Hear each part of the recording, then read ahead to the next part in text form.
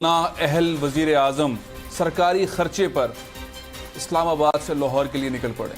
وفاقی وزراء، صوبائی وزراء، ساری مشینری ان کی مدد کر رہی ہے. ہونا تو یہ چاہیے تھا کہ جو فیصلہ سپریم کورٹ سے آیا تو وہ منہ چھپا کر کہیں جا کر خاموشی سے بیٹھ جاتے، لیکن اس ملک کے اندر ہونے کیا جا رہا ہے وہ ایک عجیب سا معاملہ ہے.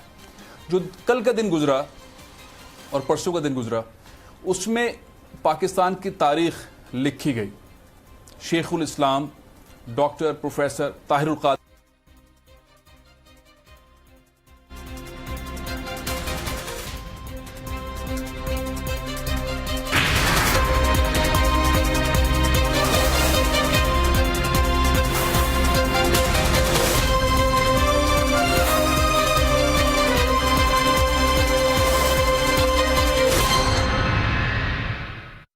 جو بولے تو دنیا سنے، جسے تجربہ ہر میدان کا، جس نے طوفانوں کو سنبھالا دیا، جس نے دفاع کیا پاکستان کا، جس کی للکار سے دشمن سہم جاتے ہیں، جس کے افکار سے نظریات بدل جاتے ہیں. پاکستان کا سب سے بڑا نام پاکستان کے نمبر 1 نیوز چینل پہ پریزیڈنٹ پرویز مشرف اب دیں گے ایکسکلوسیو انٹرویو سیشنز. سب سے پہلے پاکستان ود پریزیڈنٹ مشرف، صرف بولڈ نیوز پر. انقلاب انقلاب انقلاب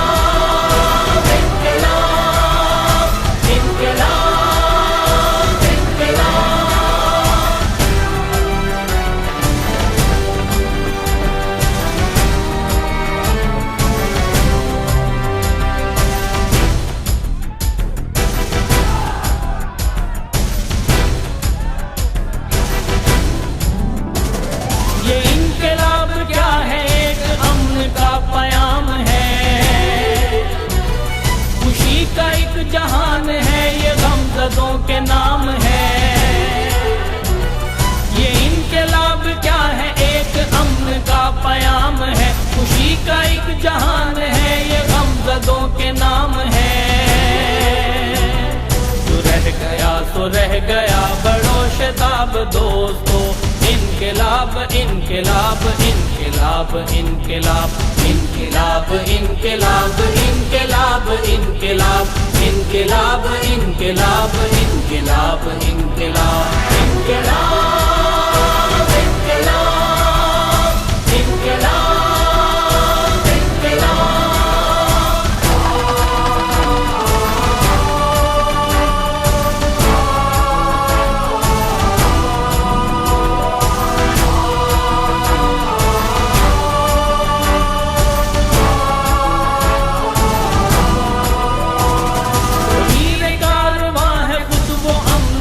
سفیر ہے. محبتوں کا اس کی آج ایک جہاں اسیر ہے. جو میر کارواں ہے خود وہ امن کا سفیر ہے. محبتوں کا اس کی آج ایک جہاں اسیر ہے.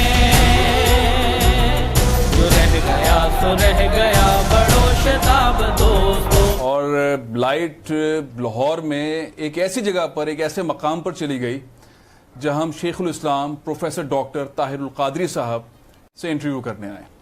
اور اس انٹرویو کے بارے میں جہاں بول نے سب کو بتایا، وہاں پاکستان کی بہت ساری سیاسی جماعتوں کے اندر یہ بات بہت عام ہو گئی تھی کہ آج ڈاکٹر صاحب سے کیا انٹرویو ہو رہا ہے اور ڈاکٹر صاحب نے کیا بات کرنی ہے.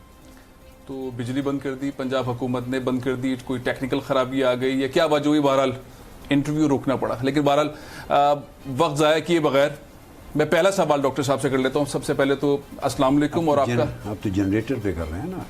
اب ظاہر ہے کہ جنریٹر پہ کر رہے ہیں تو، لیکن بہرحال پنجاب میں کر رہے ہیں، لاہور میں کر رہے ہیں، اور ایک ایسے مقام پہ کر رہے ہیں جہاں پہ 14 لوگ شہید ہو چکے تھے اور تقریباً 100 سے زائد جو ہے وہ زخمی ہوئے تھے. میں تھوڑی دیر پہلے مجھے معائنہ دکھایا گیا، بتایا گیا تو دل بہت دکھا. اور موت جائے اور وہ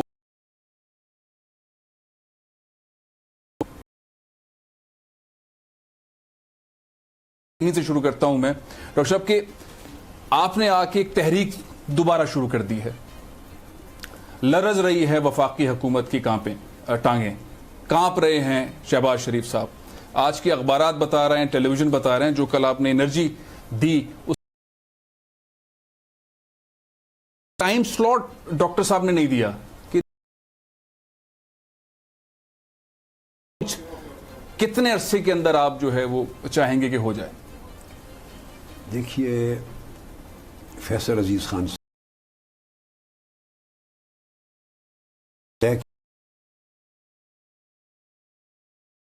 के जरिए पहली मर्तबा ये पब्लिक तक बात पहुंचा रहा हूं। ये आज ही फैसला किया, 11 तारीख को नवाज शरीफ अराउंड 5 o'clock 5 बजे के करीब करीब, या उनका टाइम अगर चेंज होता है तो अकॉर्डिंगली कुछ हम भी बात करूंगा।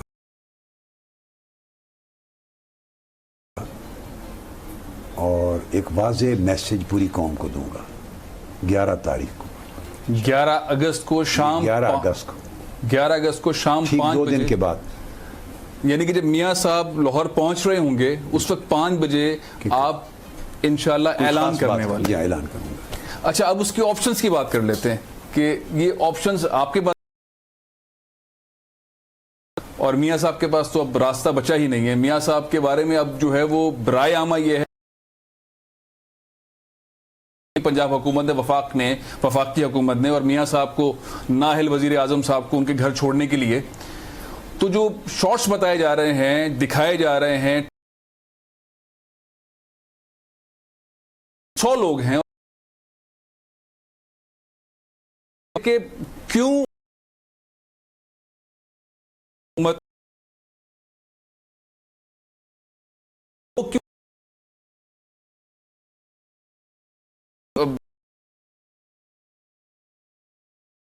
तशरीफ लाए, तो आपकी होंगे आपकी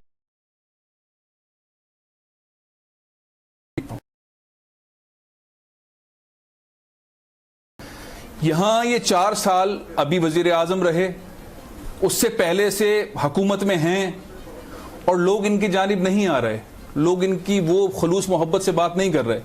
तो इसकी वजह क्या है? और उसके बाद साथ ही मैं चाहूंगा कि चूंकि मीडिया है और बोल की जिम्मेदारी है कि वो कवरेज करे सारे मामले को, तो बोल की टीम उसमें 2 खवातीन शामिल थी, हमारी एंकर पर्सन्स, एक मर्द हमारे रिपोर्टर थे, 3 लोग, फिर ड्राइवर। ये लोग कवरेज के लिए गए तो उनके साथ नवाज शरीफ साहब के जो कारकुन हैं उन्होंने बदतमीजी की और तशद्दुद का निशाना बनाया। जो हमारे DSNG है उसको तोड़ा फोड़ा गया है इस्लामाबाद में। इन 2 चीज़ों के ऊपर आप थोड़ा सा देखिए, तरतीब से दोनों चीज़ों को ले लेते हैं। पहले आपने कतर एयरपोर्ट का मंजर बयान किया। आप तो चूँकि पहली मरतबा तशरीफ़ ले आए और कतर एयरपोर्ट पे मुझसे मिले और फिर कतर से लाहौर तक सफ़र मेरे साथ किया, इंटरव्यूज़ किए और वो नशर करवाए, तो ये मंजर आपको देखने का मिला। और कतर एयरपोर्ट पे तो मेरी आमद की कोई अनाउंसमेंट नहीं थी ना, अनाउंसमेंट तो पाकिस्तान में थी। कतर एयरपोर्ट पे तो मुसाफिर हैं, तो वो तो उतरने के साथ ही ऐसे खबर फैलती है, एक ने बताया दूसरे को बताया। तो बाकी जो मंजर आपने देखा है हुजूम का, कि इंटरव्यू बैठ के लेना और देना मुश्किल हो गया था। जब भी सफ़र होता है, ये अल्लाह रब्बुल इज़्ज़त की ज़ात का करम है, उसका फ़ज़ल है। मेरा सफ़र जब भी होता है, ख़्वाह वो मैं अरब एमिरेट से आऊँ और जाऊँ, तो दुबई एयरपोर्ट हो, कतर एयरपोर्ट हो या कोई और, यही हाल हमेशा होता है। अब ये एक ऐसा अमल है कि मोहब्बत दिलों में डालने वाला अल्लाह है।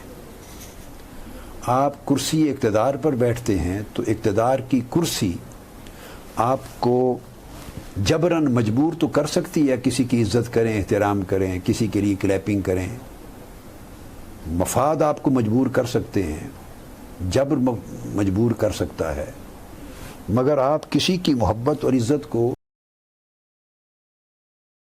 दिलों होना और नहीं कभी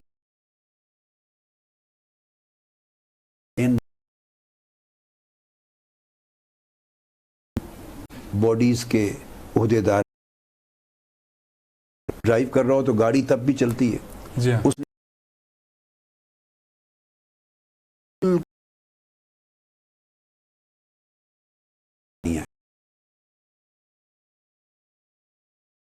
کو تو اپنے جرائم معلوم ہیں,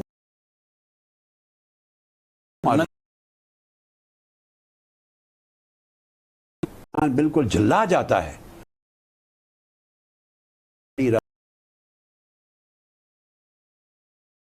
تھوڑا چینج ہو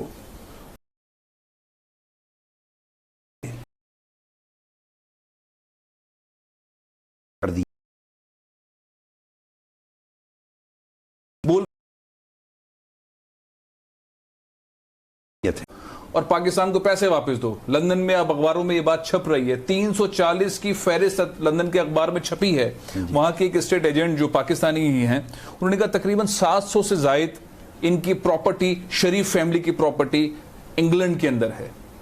اب یہ پراپرٹی کیسے بنی ہے اگر یہ پاکستانی نہیں پوچھے گا, یا یہ بول آواز نہیں اٹھائے گا, یا کوئی اور میڈیا چینل نہیں اٹھائے گا. چند ہی چینلز ہیں نا جو اٹھا رہے ہیں, باقی تو سب کو انہوں نے مینج کر لیا ہے, اپنے ساتھ بٹھا کے مینج کر لیا ہے. لیکن مینج کرنے کے بعد بھی جو منظر ہے باہر سڑک پر نااہل وزیر اعظم کے گھر جانے کا, وہ انوکھا ہے. کوئی لوگ ساتھ نہیں ہیں, اس تعداد میں نہیں ہیں. ڈاکٹر صاحب, ایک سوال یہ کھڑا ہوتا ہے کہ اگر ملک میں امن و امان خراب کرنے کی سازش نواز شریف کر رہے ہیں, اور کہیں پر ایسا سانحہ خدا نخواستہ نہ ہو جائے, حساس اداروں کی رپورٹس بھی ہیں, دہشت گردی کے واقعات بھی ہو رہے ہیں. 4 دن پہلے ایک واقعہ بھی ہوا لاہور میں, اللہ نہ کرے ایسا ہو جائے, تو ایسا وزیر اعظم جس نے موٹر وے بنائی وہ اس راستے کے ذریعے آ رہا ہے, اپنے آپ کو, جان کو, اور مسلمانوں کی, پاکستانیوں کی جان کو خطرے میں ڈال رہا ہے. کیا ہونا چاہیے اور کس ادارے کو کرنا چاہیے؟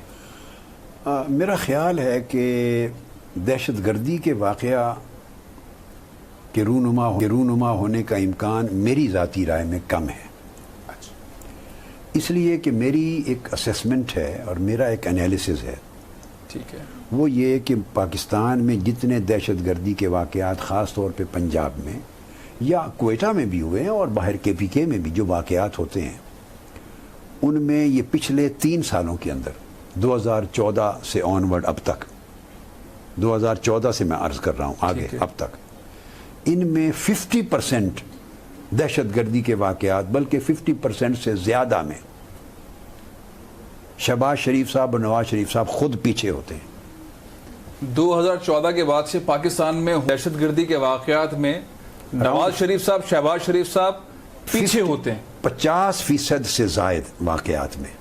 اچھا, اگر 10 واقعات ہوئے ہیں تو 5 واقعات نواز شریف یا شہباز شریف نے کروائے ہیں, آپ یہ کہہ رہے ہیں. جو میجر بڑے ہوتے ہیں, جو بڑے ہوتے ہیں, ان کے پیچھے ڈائریکٹلی یا انڈائریکٹلی یہ ہوتے ہیں. تو یعنی کہ یہ دہشت گرد بھی ہیں, یہ نیشنل ایکشن پلان کو روک بھی اس لیے رہے ہیں, انہوں نے عمل درآمد بھی نہیں ہونے دیا, اور جب یہ جاتے سمجھتے ہیں ان کے خلاف کوئی معاملہ ہو تو یہ دہشت گردی کے واقعات کروا دیتے ہیں. جی صحیح بات. آپ یہ پوچھ سکتے ہیں کہ یہ بڑا سخت انالیسز ہے. میں تو کنیکٹ ہو رہا ہوں انڈیا کے ساتھ, LOC پر کیا ہو رہا ہے, میں کنیکٹ ہوتا ہوں. میں وہی بات کہنا چاہتا ہوں کہ یہ جو دہشت گردی کے واقعات ہوتے ہیں, یہ میری دانش میں اس کی 3 قسمیں. یعنی میں آپ کے اس پروگرام اور سوال کے ذریعے پوری قوم کو یہ بات سمجھانا چاہتا ہوں, جو دہشت گردی یہاں ہوتی ہے, جو اس کو سمجھنا چاہتے ہیں. اس کی 3 قسمیں. ایک تو سیدھی وہ قسم ہے جو پاکستان کے دشمن ممالک ہیں یا کوئی دشمن ملک ہے اس ریجن میں, وہ پاکستان کو ڈی سٹیبلائز کرنے کے لیے کرواتا ہے. ٹھیک ہے.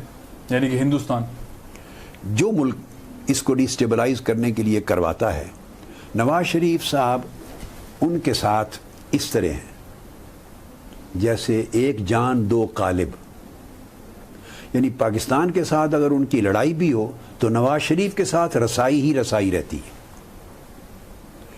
اور اکثر و بیشتر آپ 2014 سے لے کے اب اس وقت تک, پچھلے تک آ جائیں, جب بھی نواز شریف صاحب کے خلاف کوئی سیاسی موومنٹ شروع ہوتی ہے, کوئی بڑا احتجاج قومی سطح پہ ہوتا ہے جس میں نواز شریف صاحب کو خطرات لاحق ہوتے ہیں کہ یہ گئے, جب ان کا اقتدار خطرے میں یہ محسوس کرتے ہیں, اس وقت بارڈر پر بھی فائرنگ ہوتی ہے, مشرقی پاکستان کے مشرقی بارڈر پر بھی فائرنگ ہوتی ہے، اور اس وقت بڑے پیمانے کے دہشت گردی کے واقعات بھی ہوتے ہیں، خواہ وہ لاہور میں ہوئے، خواہ وہ مردان میں ہوئے، خواہ وہ پشاور میں ہوئے، خواہ وہ کوئٹہ میں ہوئے۔ عین اس وقت جب نواز شریف صاحب کا اقتدار خطرے میں جاتا ہے، جب یہ کہہ رہے ہوتے ہیں کہ میرے اقتدار کے خلاف سازش ہو رہی ہے، جمہوریت کے خلاف سازش ہو رہی ہے، تو آپ دیکھیں گے ایسے کوئی ایک موقع بھی خالی نہیں ہے، ایک بھی، جس میں بڑے واقعات دہشت گردی کے اس موقع پر نہیں ہوئے۔ کبھی اس کا مقصد توجہ ڈائیورٹ کروانا ہوتا ہے اس احتجاجی موومنٹ کا، کیا میڈیا کی، کبھی ڈی اسٹیبلائز کر کے، یعنی اور فورسز کی توجہ کسی اور طرف دلانا مقصود ہوتا ہے، تو وہ نواز شریف کے اقتدار کو بچانے کے لیے کچھ قوتیں متحرک ہو جاتی ہیں ان ایام میں۔ ایک دوسری قسم بالعموم off and on destabilization process بھی رہتا ہے، اس کے لیے جو لوگ وقتاً فوقتاً دہشت گردی کے واقعات کرواتے رہتے ہیں، تو نواز شریف صاحب کا چونکہ ان کے ساتھ بہت دوستی ہے، بڑا تعلق ہے، اور نواز شریف صاحب کے اقتدار بچانے کے لیے وہ ان سے بھی بڑھ کر دنیا میں سرگرم رہتے ہیں۔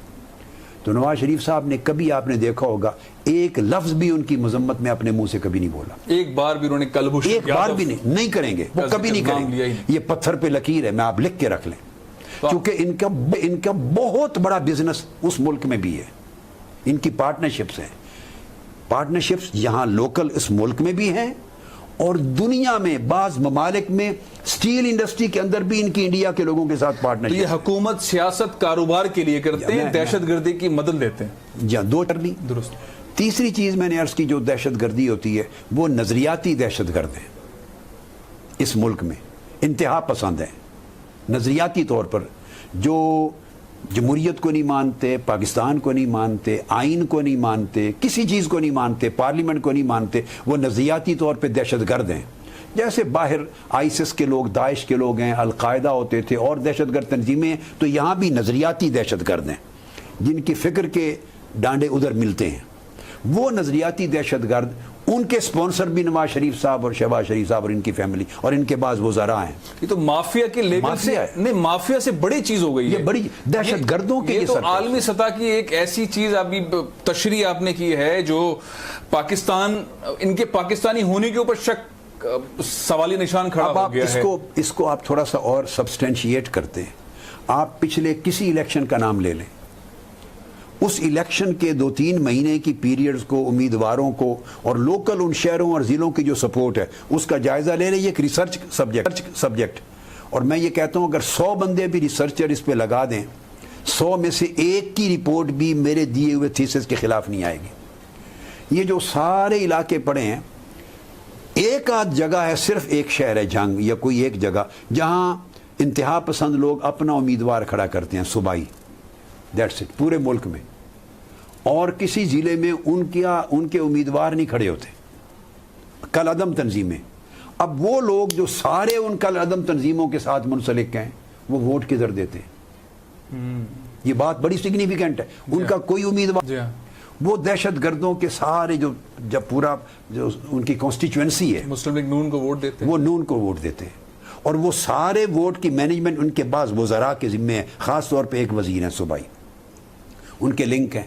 آپ کو گاڑیوں کے اوپر کھڑے، میں نام نہیں لوں گا کسی کا، آپ بہتر سمجھتے ہیں، کئی گاڑیوں پر آپ کو اکٹھے کھڑے نظر آئیں گے، وہ کمپین کے دوران ووٹ سارا ان کو جاتا ہے۔ پھر ان دہشت گردوں کے سمپتھائزر بھی ہیں، ان کا ووٹ بھی سارا ادھر جاتا ہے، کیونکہ ان کا اپنا امیدوار کوئی نہیں کھڑا ہوتا، پیپلز پارٹی کو انہوں نے نہیں دینا، ان کے مفادات انہوں نے دے دیے، مفادات میں ہینڈل کر دی، ان کو ووٹ دے دیا، وہ اس طرح سے کرتے خطرات ہوتے تو دہشت گردی کے لیے یہی وجہ ہے کہ نیشنل ایکشن پلان جو ہے پنجاب کے اندر نہیں نافذ کرتے، وہ پنجاب میں نہ انہوں نے نافذ کیا اور کبھی بھی نافذ نہیں ہونے دیں گے، کیونکہ پنجاب ان کا سیف ہیونز ہے، دہشت گردوں کی پناہ گاہیں ہیں، اور وہ جو ان کے مراکز ہیں پنجاب کے اندر اور پنجاب کے خاص علاقے کے اندر، وہ اتنی محفوظ پناہ گاہیں ہیں، کبھی یہ آپریشن ان کے اوپر نہیں ہونے دیں گے۔ اگر آپ 100، 50، 60 دہشت گرد پکڑ لیں نا اور ان کو رگڑا ملے تو وہ ہر دہشت گرد بول اٹھے گا، ایک خاص حد تک برداشت ہوتی ہے نا، جب اس سے آگے جائے گا وہ بول اٹھے گا کہ ہمارے اسپانسر یہ ہیں، ان کو تحفظ دیتے ہیں تاکہ کبھی وہ سخت ہاتھ والوں کے ہاتھ نہ چڑھ جائیں، تو وہ ان کے لوگ ہیں۔ اور پھر اس کے بعد تیسری چیز آتی ہے چھوٹے پیمانے کی دہشت گردیاں جو جرائم کے اندر آتی ہیں ان کے پیچھے ان کا کوئی نہ کوئی وزیر، کوئی ایم این اے، ایم پی اے ہوگا، جہاں بھی ہوگی اس کو ایک تحفظ ہوگا جو چھوٹے درجے کے، وہ جرائم کی نوعیت کی چھوٹے درجے کی دہشت گردی ہے، اور وہاں آج کے دن تک کوئی سزا نہیں ملی کسی کو۔ وہ آگے چل کر وہ لوکلی ایم پی ایز اور ایم این ایز کا جتھا ہوگا جن سے انہوں نے سیاسی کام لینے ہیں اور اپنے مخالفین کو دباؤ ڈالنا ہے اور ان کو مروانا ہے، ان کو اغوا کروانا ہے، ان کے گھر بلڈوز کروانے ہیں، ان کی ڈکیتی کروانی ہے، دباؤ ڈالنا ہے، وہ کام آتے ہیں ان کے پیچھے بھی ان کے وزراء ہیں، یہ ایم این اے اور ایم پی ہیں۔ تو آپ مجھے بتائیے، اب خال خال کوئی دہشت گردی کا ایونٹ ایسا رہ جاتا ہے جس میں ڈائریکٹلی یا انڈائریکٹلی انوالو نہیں ہوتے، وہ اتفاقاً کوئی سر پھرا پاگل دہشت گرد جرائم پیش آدمی اپنے مسائلوں کر دے گا، وہ بڑی تھوڑی اقلیت میں رہ جائے۔ اکثریت جو ہیں اس کیس کے پیچھے یہ ہے۔ یہ جو اسٹیٹ ٹیررزم انہوں نے کیا، جو 14 معصوم شہید کیے یہاں آپ کے گھر کے باہر اور 100 کے قریب زخمی ہوئے، یہ اسے اسٹیٹ ٹیررزم کہنا ٹھیک ورڈ ہے؟ یہ بالکل 100% اسٹیٹ ٹیررزم ہے۔ دیکھیے، ایک پولیس کا محکمہ ہے، میں اس حوالے سے میں پھر دوہرا رہا ہوں کہ میں انشاءاللہ 11 تاریخ کو شام 5 بجے کے قریب میں اس موضوع پر خاص بات کروں گا اور اعلان کروں گا۔ 11 تاریخ میں سمجھا ڈاکٹر صاحب ہم نے کافی بات کر لی، 11 تاریخ 5 بجنے والے ہیں اور آپ کچھ کہنے والے ہیں۔ میں انشاءاللہ کہوں گا 5 بجے کے قریب 11 تاریخ کو، 11 اگست کو ہی میں بات کروں گا۔ اچھا، جو آپ نے بات کی، یہ اسٹیٹ، یہ ریاستی دہشت گردی ہے۔ دیکھیے، جتنی دہشت گردی کے ایونٹ پاکستان میں ہوتے ہیں وہ دہشت گرد کرتے ہیں، پولیس نہیں کرتی، حکومت نہیں کرتی۔ حکومت نام نہاد ان کو پکڑنے کی کوشش کرنے میں اپنے آپ کو ملوث دکھاتی ہے، پکڑے یا نہ پکڑے، مگر وہ دہشت گرد کرتے ہیں، رات کے اندھیرے میں کرتے ہیں یا دن میں کرتے ہیں، دور سے کرتے ہیں، ریموٹ کنٹرول سے کرتے ہیں، کر کے بھاگ جاتے ہیں۔ منظر عام پہ پبلک کے سامنے چہرہ دکھا کے دہشت گردی کوئی نہیں کرتا، تو دہشت گرد تلاش کیے جاتے ہیں۔ یہاں دہشت گردی جو کی ہے وہ کسی چھپے ہوئے دہشت گرد نے یا چھپی دہشت گرد تنظیم نے نہیں کی، پنجاب پولیس سے کروائی ہے۔ اس کی مانیٹرنگ آئی جی پنجاب خود کر رہے ہیں، اور آپ یہاں کے ریکارڈز کو دیکھیں، یہ تو انصاف کا راستہ بند کر رکھا ہے نا۔ میں بات کروں گا انشاءاللہ۔ دیکھیے، آئی جی جو ان کا سکھیرا صاحب، جس کو یہاں، اس کو 1 دن پہلے ٹرانسفر کیا ہے کوئٹہ سے، بلوچستان سے یہاں کے آئی جی کو تبدیل کیا ہے، اور اس کے بعد یہ ہوا 1 دن وہ آئی جی آیا ہے، اور اس دن یہاں قتل و غارت گری ہوئی ہے، اس دن وہ آفس میں بیٹھے، 1 دن پہلے تبدیل کیا ہے۔ ڈی آئی جی خود اس پورے قتل عام کی سرپرستی کر رہے ہیں، براہ راست ٹی وی نے دیکھا ہے، ساری دنیا نے دیکھا ہے، وہ اس کو براہ راست نگرانی کر رہے ہیں۔ درجن کے قریب اس سے زائد ایس ایس پیز اور ایس پیز خود گولیاں چلا رہے ہیں اپنے بندے کے ہاتھوں، خود آپریشن کر رہے ہیں، اور بے شمار ڈی ایس پیز انوالو ہیں، ایس ایچ اوز انوالو ہیں۔ کبھی پاکستان کی تاریخ میں فیصل بھائی آپ نے یہ سنا کہ اس طرح آپریشن ہوا ہے کوئی بیریئرز ہٹانے کے لیے، اور جوابی کاروائی میں مزاحمت نہیں ہے، کوئی مسلح مزاحمت نہیں ہے، ایک شخص بھی پسٹل یا بندوق کے ساتھ باہر نہیں ہے۔ ڈاکٹر صاحب یہ گولیاں چلا رہے ہیں اور شہید کر رہے ہیں، چار چیزیں ہو گئیں، 4 چیزیں آپ نے بتائیں۔ جب ان کے معاملات کو ہوتا ہے تو یہ کس طرح سے آتے ہیں؟ مافیا سے بڑا معاملہ ہے شریف خاندان کا۔ ان کو دیکھیے، مافیا تو ان کو سپریم کورٹ نے ڈکلیئر کر دیا ہے، ججمنٹ میں مافیا کا گاڈ فادر اور بہت بڑا مافیا لکھ کر انہوں نے مسائل حل کر دیے ہیں۔ پاکستان کے سپریم کورٹ نے کہہ دیا، سپریم کورٹ پاکستان کی جس کو مافیا کہہ دے، اس کے بعد یہ کون سی شرافت رہ گئی ہے؟ تو اس سے بڑی کی چیز ہے، یہ اس سے بڑا معاملہ ہے۔ اب یہ ہے کہ آپ جب ذکر کریں گے، ظاہر ہے کہ اب 11 تاریخ کو 5 بجے آپ بات کریں گے، محتاط لفظ یوز کرے گی نا، بہت ہی محتاط لفظ یوز کرے گی۔ یعنی ایک آدمی 10 نمبر کا مستحق ہے، 10 نمبر، تو سپریم کورٹ احتیاط کے پیش نظر کے 5 جج متفق ہو کے سائن کر رہے ہیں ججمنٹ کو، تو صاف ظاہر ہے وہ بہت نیچے باٹم لائن پہ بات کرے گی، تو یہ تو اس سے بہت اونچے درجے کے۔ ڈاکٹر صاحب ایک سوال کھڑا ہو رہا ہے کہ اگر ملک میں حالات خراب ہوتے ہیں، پنجاب میں حالات خراب ہوتے ہیں، میاں صاحب جس طرح کا رویہ اظہار کر رہے ہیں اور نکلنے کی کوشش کر رہے ہیں، ظاہر شہروں سے گزریں گے تو ان کے ووٹر بھی ہوں گے، ساتھ آئیں گے، کچھ ایسے لوگ بھی ہوں گے، کیونکہ ان میں ایسے رہنما بھی ہیں جو 1000 روپے دیتے ہیں لائن میں آتے ہوئے کہ آ جائیں بھائی، شامل ہو جائیں اس سیاست کے جنازے میں، اور باقاعدہ جسے کہہ رہے ہیں کہ میں نے چند روز پہلے فیصلہ نہیں آیا تھا تو میری اسسمنٹ یہ تھی کہ میاں صاحب کا جو تدفین ہے سیاست کی وہ سپریم کورٹ سے نکلے گی اور وہ تدفین باقاعدہ ہو گئی. اب جنازہ جو ہے ان کی سیاست کا لاہور لایا جا رہا ہے. اب یہ جنازہ جو آ رہا ہے اگر اس میں کسی ایک پاکستانی کی جان چلی جاتی اس کا ذمہ دار کون ہوگا؟ پنجاب حکومت ہوگی, وفاقی حکومت ہوگی, نااہل وزیر اعظم ہوں گے؟ کس کے خلاف ایف آئی آر کاٹی جائے گی؟ اب ایف آئی آر بھی انہوں نے خود کاٹنی ہے. اصولی طور پہ تو کٹنی گورنمنٹ کے خلاف چاہیے کہ جو ایسی اشتعال انگیزی کر رہے ہیں. یہ یعنی آپ سپریم کورٹ کے خلاف ایک بغاوت کا ماحول پیدا کر رہے ہیں, پاکستان کی ریاست کے خلاف بغاوت کا ماحول پیدا. دیکھیے نا, ہم نے احتجاج کیے ہیں, ہم نے نواز شریف صاحب کے خلاف, ان کی گورنمنٹ کے خلاف کیے ہیں, ہم نے شہباز شریف صاحب کی گورنمنٹ کے خلاف کیے ہیں, ہم نے ماڈل ٹاؤن میں قتل عام کے اوپر احتجاج کے لیے لانگ مارچ کیے ہیں, دھرنے دیے ہیں. ہمارا تو ٹارگٹ کلیئر ہے نا کہ حکومت نے ظلم کیا ہے, حکومت نے کرپشن کیا ہے, حکومت نے قتل عام کیا, ہم نے احتجاج کیے ہیں. تو میں نے کل بھی یہ بات کی تھی اور آج دہرانا چاہتا ہوں کہ یہ کس کے خلاف احتجاج کر رہے ہیں؟ کم سے کم متعین تو کرے نا کہ ان کا قتل عام فلاں نے کیا ہے, ان پر فلاں نے ظلم کیا ہے. کسی آدمی کو, کسی جماعت کو, کسی تنظیم کو, کسی ادارے کو, کسی کو متعین تو کریں, ٹارگٹ تو کریں کہ فلاں کے خلاف احتجاج کر رہے ہیں. اور اگر نام نہیں لیں گے تو اس کا مطلب ہے یہ ریاست پاکستان کے خلاف احتجاج کر رہے ہیں. ڈاکٹر صاحب جشن ہم تو سپریم کورٹ اور پاکستان کی ریاست سمجھتے ہیں. میوزک بج رہا ہے, ٹیپ چل رہے ہیں, ہو سکتا ہے کہ میاں صاحب کے لیے سارے نون کے کارکن, سب M N As, M P As مل کے جشن منا رہے ہوں, ایسا بھی تو منظر ہے کیونکہ ایک اینگل ہے, آپ ایک اینگل ہے. اچھا, تو ایف آئی آر یہی لوگ کاٹیں گے تو ظاہر ہے جس طرح بھی کر سکتی ہے.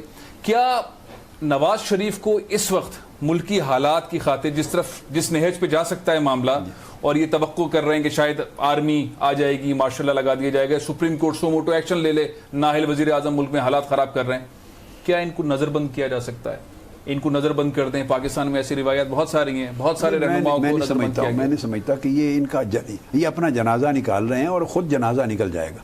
ان کو ایسا پکڑنا, ابھی نظر بند کرنا اس ریلی کے نام پر یا استحکام کے نام پر, وہ ان کو اہمیت دینے کے مترادف ہے. یہ اپنی موت خود مر جائیں گے. چونکہ اس کے بعد دیکھیے, میں نے کل بھی کہا کہ یہ چور ہیں, ڈاکو ہیں, اس کی چوری پکڑی گئی اور اب قاتل کی باری ہے. دیکھیے, یہ کئی ارب روپے کی کرپشن تھی, اس کے اوپر فیصلہ آ گیا ہے. یہاں 14 انسانوں کا خون بہا ہے, اس کے خلاف فیصلہ کیوں نہیں آ رہا؟ وہاں جی آئی ٹی نے اپنی رپورٹ دی, سپریم کورٹ نے 1 سیکنڈ میں آفیشلی اس کو پبلک کر دیا. یہاں جسٹس باقر نقوی کمیشن کی رپورٹ پبلک کیوں نہیں ہو رہی؟ 3 سال سے ہم عدالتوں میں ہیں. ایک سمپل سا سوال ہے. وہاں سپریم کورٹ پبلک کرتی ہے, جو ہی جی آئی ٹی کی رپورٹ موصول ہوئی, جائی صاحبان بیٹھے اور انہوں نے اسی وقت اس کو پبلک کر دیا. تمام ٹی وی چینلز پہ پوری رپورٹ آ گئی آفیشلی. اب آپ سمجھتے ہیں ہو جائے گی پبلک؟ آپ سمجھتے ہیں کہ آپ نے جو دوبارہ اگر یہ نہیں ہو, اس کا مطلب ہے آپ انصاف کو ذبح کر رہے ہیں. جن کی ذمہ داری انصاف فراہم کرنا ہے وہ ذبح کر رہے ہیں. انصاف کو ہونی چاہیے, کیسے نہیں کریں گے؟ ڈاکٹر صاحب جب آپ یہ بات کرتے ہیں نا کہ پوچھیں گے کس طرح نہیں کریں گے, ناانصافی کی جب آپ بات کرتے ہیں تو مجھے ایک خیال آتا ہے کہ ایک تو جب کسی کا قتل ہو جاتا ہے, کوئی شہید ہو جاتا ہے, تو اس کے ورثہ جب میت کو دیکھ لیتے ہیں تو انہیں ایک احساس ہوتا ہے کہ اب یہ دنیا میں نہیں ہے. اب جس طرح سے گیا ہے دنیا میں, اس کی لڑائی الگ کرنی ہے کہ اس کے اہل ثواب کے لیے کیا کریں اور انصاف کے لیے جو آپ جنگ لڑ رہے ہیں. لیکن بعض اوقات ایسی ناانصافی میاں صاحب کے دور میں ہوئی ہے, میں چاہتا نہیں تھا اس کا ذکر کروں, لیکن میں نے سوچا کہ آپ شیخ الاسلام ہیں تو الحمدللہ سیاسی اور مذہبی دونوں سطح کے اوپر آپ جو ہے وہ جو آپ بات کہیں گے وہ بڑی مستند ہوگی. ایک ادارہ جو پاکستان کے اندر کام کر رہا تھا اور 1996 سے کام کر رہا تھا, میں آئی ٹی کمپنی ایگزیکٹ کی بات کر رہا ہوں, اس کو ایک 420 کے مقدمے میں بند کر دیا گیا. شعیب شیخ کو بند کر دیا اور $350 ملین وہ کمپنی 2014 میں پاکستان لے کر آئی. اس کمپنی نے 1 ارب 30 کروڑ روپے ٹیکس دیا. اس کمپنی سے وابستہ 30,000 لوگ کام کرتے تھے. نواز شریف صاحب نے 420 کا مقدمہ قائم کروایا, کسی کے کہنے پہ ہوا, 30,000 لوگوں کو بند کر دیا, ان کے چولہے بجھا دیے, ان کے میڈیکل کے, تعلیم کے, یہ سارے مسائل. جب ہم میت کو دیکھتے ہیں تو ہمیں یہ احساس ہوتا ہے کہ ہمیں نہیں رہا, ہم دعا کریں گے. اور لیکن ایسے الزامات کے اوپر بند کرنا جس کا کوئی وجود ہی نہ ہو, آپ مذہبی طور پر کیا کہیں گے اس کے بارے میں, سیاسی طور پر کیا کہیں گے؟ اب تو چونکہ بحال ہو گیا ہے. بحال ہوا, وہ کیس ختم ہوئے کہ نہیں؟ بری ہو گئے, بری ہو گئے نا, بری ہو گئے, عدالت نے ختم کر دیا کیس. اب یہ معاشی قتل ہے, یہ معاشی دہشت گرد بھی ہیں. یہ دہشت گردی کی انہوں نے اس ادارے کو بند کرنا اور ان کے خلاف کیس بنانا اور ان کو قید میں ڈالنا, جھوٹے الزام لگانا, یہ معاشی اور سیاسی دہشت گردی تھی, یہ ہنڈا گردی تھی. لیکن اب جب تمام عدالتوں سے وہ بری و ذمہ ہو گئے تو اس نے ثابت کر دیا, اس ججمنٹ نے اور ان کی برات نے, کہ یہ دہشت گردی تھی. یہ کوئی آواز اس ملک میں نہیں چاہتے جس کو یہ خرید نہ سکیں. یہ ان کا قانون ہے کہ کوئی آواز اٹھے یا اسے دبا دیں, بول کو تو انہوں نے یا یہ اسے کیا. خرید لیں. لیکن ایگزیکٹ تو ایک کمپنی جو 30,000 لوگوں کو ملازمت دی پاکستانی میں, نوجوان پڑھے لکھے خوبصورت, آپ ان سے ملیں آپ حیران ہو جائیں کس نوعیت کے ایگزیکٹینز ہیں. مطلب بہترین پاکستانی جو ہے وہ ایگزیکٹ کے اندر کام کرتا ہے, اتنا پڑھا لکھا آدمی. اس سے کیا تھا, اس سے کس کو تھا مسئلہ؟ میں تو جہاں تک سمجھتا ہوں کہ انفوسس انڈیا کے اندر ایک کمپنی ہے, بنگلور کے اندر کمپنی ہے, جو آپ راستہ جوڑ رہے تھے, کلبھوشن والا, مودی والا.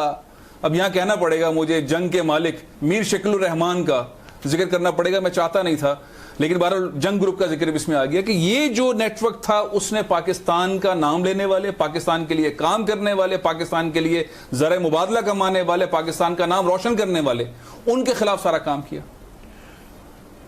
نواز شریف صاحب سے آپ اور اس خاندان سے اس سے زیادہ یا مختلف توقع نہیں کر سکتے. لوگوں کے سامنے ان کا اصل چہرہ ابھی تک پورا ننگا ہوا نہیں. یہ پاکستان کے خلاف ان کا وجود ایک سازش ہے. پاکستانی ایسے ادارے جو لوگوں کو روزگار, ان کی پلانے میں لوگوں کو روزگار دینا ہے ہی نہیں. کوئی ادارہ روزگار دے رہا ہے, کوئی ادارہ بیٹر آپشنز دے رہا ہے, کوئی ادارہ کسی پڑوسی ملک کے اداروں کے مقابلے میں بہتر پرفارمنس کرتا جا رہا ہے. تو نواز شریف صاحب نے تو جن اپنے مفادات کے لیے کام کرنا ہے, جو انہیں کہا جائے یہ اکارڈنگلی مطمئن کریں گے, انہیں خوش کریں گے. ان کے ہاتھوں پاکستان کی سالمیت بھی خطرے میں ہے. ایک ادارے کی بات نہیں, تمام ادارے خطرے میں ہیں. اگر پاکستان کو بچانا ہے اور پاکستان کے اداروں کو بچانا ہے اور پاکستان کے مستقبل کو بچانا ہے تو اس خاندان کی بادشاہت کو کلیتاً ختم کرنا ہوگا اور ان کو جڑوں سے کاٹنا ہوگا, تاکہ پلٹ کر بھی وہ اقتدار میں آنے کا نام نہ رہے, اور یہ ایک مثال رہے عبرتناک آئندہ آنے والے لوگوں کے لیے. پھر نظام کی تطہیر کرنی ہوگی. آخری چند لمحات ہیں, لیکن میں چاہتا ہوں کہ آپ نے جتنی بات بھی شریف خاندان, نااہل وزیر اعظم اور قاتل اعلیٰ سے متعلق کی ہے, یہ مجھے ایسا لگا کہ ساری سیاسی باتیں ہیں, اور جو آپ کے کارکنوں کے ساتھ ہوا ہے تو آپ کا غصہ ہے اور آپ انصاف مانگ رہے ہیں 3 سال سے, تو اس کا رد عمل ہو سکتا ہے. لیکن ایک ایسے شخص ہے جس کو دنیا کے اندر ایک عالم اسلام کا ایک بڑا مدبر سمجھا جاتا ہے, استاد پروفیسر سمجھا جاتا ہے, اس کی حیثیت سے اگر آپ کہیں, ایک ایسا وزیر اعظم جس کے اوپر آپ نے سارے تحقیق کی مقالے بھی پیش کر دیے, شرعی طور پر نواز شریف صاحب کی حیثیت اس وقت کیا ہے ایک ایسے وزیر اعظم کو جس کو سپریم کورٹ نے نااہل قرار دیا, اس وقت ان کی شرعی حیثیت کیا ہے؟ وہ مجرم ہے, وہ مجرم ہے, اور ان کے ساتھ وہ سلوک ہونا چاہیے جو ایک مجرم کے ساتھ ہوتا ہے. یہ تو بھی ایک کیس میں ہوا ہے نا, ایک کیس میں عزل شرع, لیکن لوگوں کے روزگار, ان کے روزگار کا قتل کیا ہے. ان کے اقتدار میں لوگوں کی جان لی گئی ہے اور ان کو تحفظ نہیں ملا. سیدنا فاروق اعظم رضی اللہ تعالیٰ عنہ نے فرمایا تھا کہ میرے دور اقتدار میں اگر دریائے دجلہ کے کنارے ایک بکری کا بچہ بھی مر جائے بھوک سے اور میں اس کے تحفظ کا بندوبست اپنے نظام میں نہ کر سکوں تو قیامت کے دن باز پرس مجھ سے ہوگی. ایک جج جو ہے نا, جج جب منصب پہ بیٹھتا ہے تو حضور علیہ السلام نے فرمایا 3 ججوں میں سے 2 دوزخ میں جائیں گے جو اس کا انصاف کا حق ادا نہیں کر پائیں گے, 1 جنتی ہوگا. تو جب آپ منصب پہ بیٹھتے ہیں, وہ عدالتی منصب ہو یا حکومتی منصب ہو, حکومتی منصب سب سے اونچا ہو جاتا ہے, تو شرعی اعتبار سے وہ تمام ذمہ داری ڈائریکٹلی اور انڈائریکٹلی آپ پر عائد ہو جاتی ہے. اس ملک میں جتنے لوگ خودکشی کر رہے ہیں ان کا مجرم نواز شریف اور شہباز شریف یہ لوگ ہیں جتنے لوگوں کی عزتیں لٹ رہی ہیں اور ان ظالموں کو کسی سزا جو جس کے وہ حقدار ہے اس تک نہیں پہنچایا جا رہا، اور جن کی عزتیں لٹی ہیں ان کا تحفظ نہیں ہو پا رہا، اس جرم کے حقدار یہ ہیں۔ جتنے قتل ہوئے ہیں اور قاتل کو سزا نہیں مل رہی اس جرم کے، بہت بڑی اب آپ سمجھ گئے نا، دہشت گردی جتنی ہو رہی ہے اور دہشت گردوں میں ہزارہ جانیں گئی ہیں اور ان کو تحفظ دے رکھا انہوں نے دہشت گردوں کو، اس کے مجرم یہ ہیں۔ یہ تو اتنے جرائم کے ذمہ دار ہیں عذر و شرع کی، اس کی کوئی حد نہیں بن سکتی۔ ڈاکٹر صاحب آپ کا بہت بہت شکریہ۔ سوالات بہت سارے، بیچ میں کچھ ایسے سوالات بھی آ گئے جس سے آپ نے سیاسی اور حکومتی جو انوائرمنٹ ہے اس کے حوالے سے اور مذہبی اینگل سے بھی بتایا، تو آپ سے انٹرویو ہم چاہیں گے کہ مسلسل لیتے رہیں۔ پروگرام کا وقت یہاں ختم ہوتا ہے، انشاءاللہ کل پھر حاضر ہوں گے۔ اجازت دیجیے۔ پاکستان زندہ باد۔